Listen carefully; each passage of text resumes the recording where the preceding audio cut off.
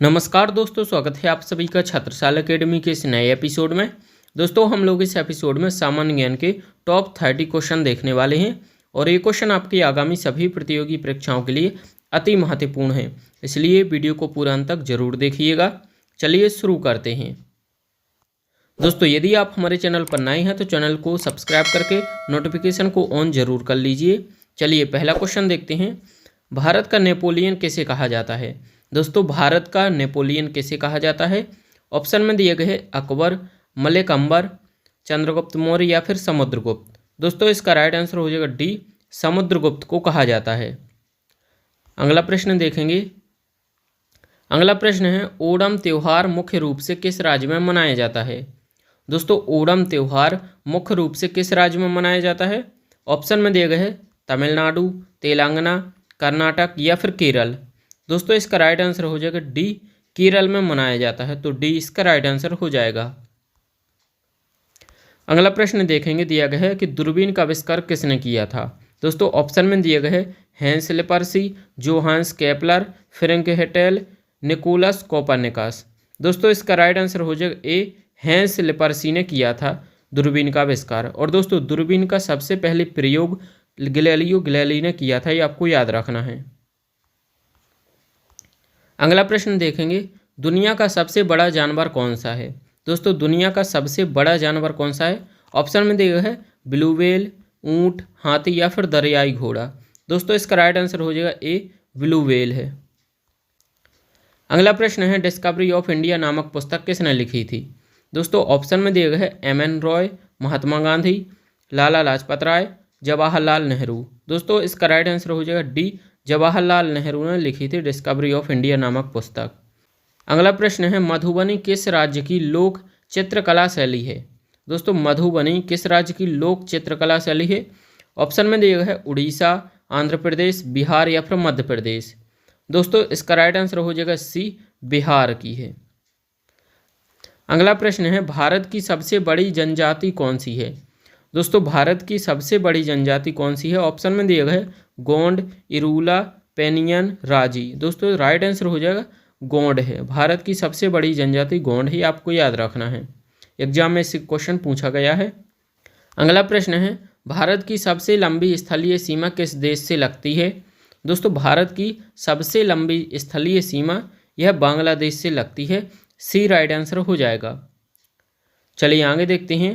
अगला प्रश्न है, इंदिरा गांधी राष्ट्रीय मानव संग्रहालय कहाँ है? दोस्तों, इंदिरा गांधी राष्ट्रीय मानव संग्रहालय यह भोपाल में है, ए राइट आंसर हो जाएगा।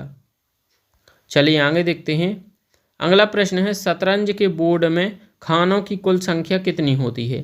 दोस्तों, शतरंज के बोर्ड में जो डिब्बे होते हैं खाने, इनकी संख्या 64 होती है, बी राइट आंसर हो जाएगा 64। अगला प्रश्न देखेंगे। अगले प्रश्न में दिया गया है कि सिख धर्म की स्थापना किसने की थी? दोस्तों, सिख धर्म की स्थापना किसने की थी? राइट आंसर हो जाएगा डी, गुरु नानक देव ने की थी, डी हमारा राइट आंसर हो जाएगा। अगला प्रश्न है, ज्ञानपीठ पुरस्कार किस क्षेत्र से संबंधित है? दोस्तों, ज्ञानपीठ पुरस्कार यह साहित्य जगत से संबंधित है, सी इसका राइट आंसर हो जाएगा। अगला प्रश्न है, भारत के राष्ट्रीय झंडे की लंबाई और चौड़ाई का अनुपात कितना होता है? दोस्तों, भारत के राष्ट्रीय झंडे की लंबाई और चौड़ाई का अनुपात 3:2 होता है, ए राइट आंसर हो जाएगा। अगला प्रश्न है, संयुक्त राष्ट्र संघ का 193वां सदस्य कौन सा देश बना था? दोस्तों, संयुक्त राष्ट्र संघ का 193वां देश दक्षिणी सूडान बना था, ए राइट आंसर हो जाएगा। चलिए आगे देखते हैं। संयुक्त राष्ट्र संघ का मुख्यालय कहाँ स्थित है? दोस्तों, संयुक्त राष्ट्र संघ का मुख्यालय न्यूयॉर्क में स्थित है, ए राइट आंसर हो जाएगा। दोस्तों, आपको सभी प्रश्नों के जवाब देने हैं और वीडियो के अंत में ये भी बताना है कि आपने कितने प्रश्नों के सही जवाब दिए हैं। अगला प्रश्न है, काकोरी ट्रेन डकैती की कल्पना रामप्रसाद बिस्मिल और किसके द्वारा की गई थी? दोस्तों, काकोरी ट्रेन डकैती की कल्पना रामप्रसाद बिस्मिल और अशफाक उल्लाह खां द्वारा की गई थी, सी राइट आंसर हो जाएगा। चलिए आगे देखते हैं। अगला प्रश्न है, भारत की पहली महिला कैबिनेट मंत्री कौन थी? दोस्तों, भारत की पहली महिला कैबिनेट मंत्री राजकुमारी अमृत कौर थीं, सी राइट आंसर हो जाएगा। चलिए आगे देखते हैं। भारत की पहली महिला आईपीएस अधिकारी कौन थी? दोस्तों भारत की पहली महिला आईपीएस अधिकारी किरण बेदी थी। सी राइट आंसर हो जाएगा। आगे देखते हैं। अगला प्रश्न है, भारत के किस राज्य में रबर का सबसे अधिक उत्पादन होता है? दोस्तों भारत के किस राज्य में रबर का उत्पादन सबसे अधिक होता है? राइट आंसर हो जाएगा बी, केरल में होता है। ये आपको याद रखना है। आगे देखते हैं। किस देश को उगते सूरज की भूमि कहा जाता है? तो दोस्तों किस देश को उगते सूरज की भूमि कहा जाता है? तो जापान को कहा जाता है। बी राइट आंसर हो जाएगा।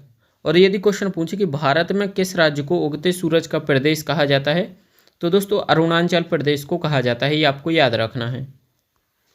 आगे देखते हैं। अगला प्रश्न है, जैन धर्म के प्रथम तीर्थकार कौन थे? दोस्तों जैन धर्म के प्रथम तीर्थकार ऋषभदेव थे। बी राइट आंसर हो जाएगा ऋषभदेव। अगला प्रश्न दिया गया है, भारतीय संविधान में मौलिक कर्तव्य किस देश के संविधान से लिए गए हैं? दोस्तों भारतीय संविधान में मौलिक कर्तव्य यह अमेरिका के संविधान से लिया गया है। तो यूएसए राइट आंसर हो जाएगा सी। अगला प्रश्न है, भारतीय संसद का निम्न सदन कौन सा है? दोस्तों भारतीय संसद का निम्न सदन लोकसभा है। आपको याद रखना, डी राइट आंसर हो जाएगा। यदि उच्च सदन पूछे तो राज्यसभा होती है। आपको याद रखना है। चलिए आगे देखते हैं। अगला प्रश्न है, त्रिपिटक ग्रंथ किस धर्म से संबंधित है? दोस्तों त्रिपिटक ग्रंथ यह बौद्ध धर्म से संबंधित है। बी राइट आंसर हो जाएगा। अगला प्रश्न है, सेल्यूकस का राजदूत जो चंद्रगुप्त मौर्य के दरबार में भारत आया था कौन था? दोस्तों राइट आंसर हो जाएगा मेगास्थनीज था। डी राइट आंसर हो जाएगा। अगला प्रश्न है, किस संविधान संशोधन को मिनी कॉन्स्टिट्यूशन कहते हैं? तो दोस्तों 42वें संविधान संशोधन को मिनी कॉन्स्टिट्यूशन या लघु संविधान कहते हैं।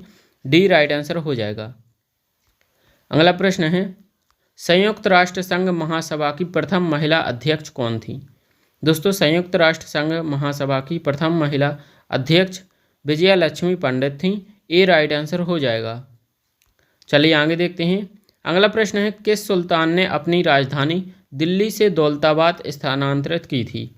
तो दोस्तों मोहम्मद बिन तुगलक ने अपनी राजधानी दिल्ली से दौलताबाद स्थानांतरित की थी। सी राइट आंसर हो जाएगा। चलिए आगे देखते हैं। अगला प्रश्न है, शहीद ए आजम के नाम से कौन जाने जाते हैं?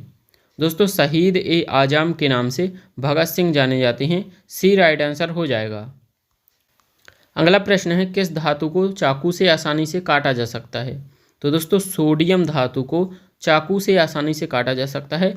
ए राइट आंसर हो जाएगा। दोस्तों इसका आंसर आपको कमेंट बॉक्स में बताना है। क्वेश्चन है, भारत का राष्ट्रीय जलीय जीव कौन सा है? 4 ऑप्शन में से जो सही है आपको कमेंट बॉक्स में बताना है। और दोस्तों ये भी बताना है कि आपने कितने प्रश्नों के सही जवाब दिए हैं। दोस्तों वीडियो पसंद आए तो वीडियो को लाइक और चैनल को सब्सक्राइब जरूर कर दीजिए। Thank you for watching.